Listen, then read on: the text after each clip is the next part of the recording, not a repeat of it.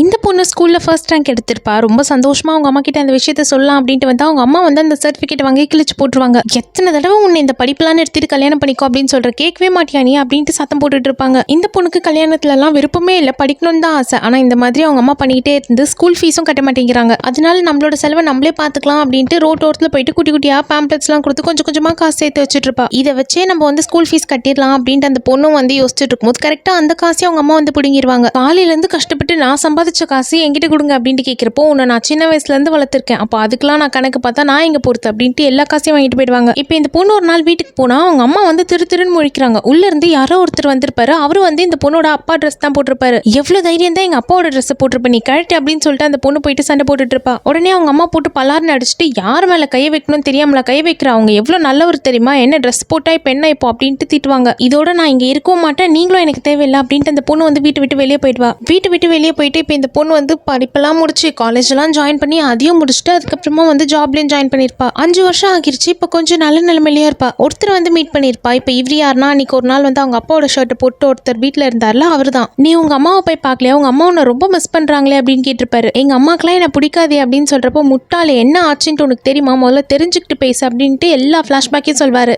என்னன்னா இப்போ இவங்க இருக்கிற அப்பார்ட்மெண்ட்க்கு வெளியவே வந்துட்டு ஒரு ரவுடி கும்பல் உட்காந்துருப்பாங்க. இப்போ வீட்டில் ஜென்ஸ்ன்ட்டு யாருமே கிடையாது, அம்மாவும் பொண்ணு மட்டும்தான் இருக்காங்க.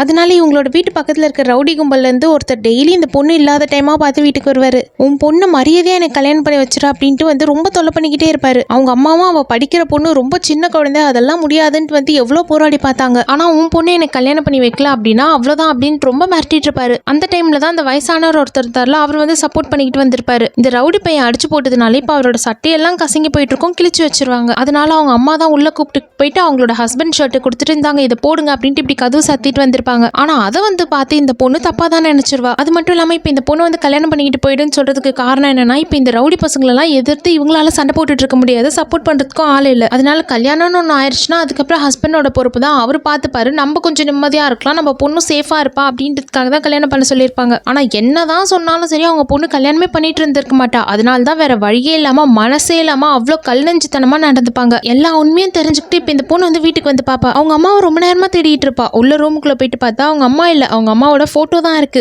எதனால நம்ம அம்மா அப்படி பண்ணாங்க, என்ன காரணம்னே புரிஞ்சுக்காம நம்ம அம்மா மேல கோவப்பட்டு இப்ப கடைசியில வந்து அவங்களோட போட்டோ பார்த்து அழுற மாதிரி ஆயிடுச்சு அப்படின்ட்டு ரொம்ப ஃபீல் பண்ணிட்டு தான் இருப்பா.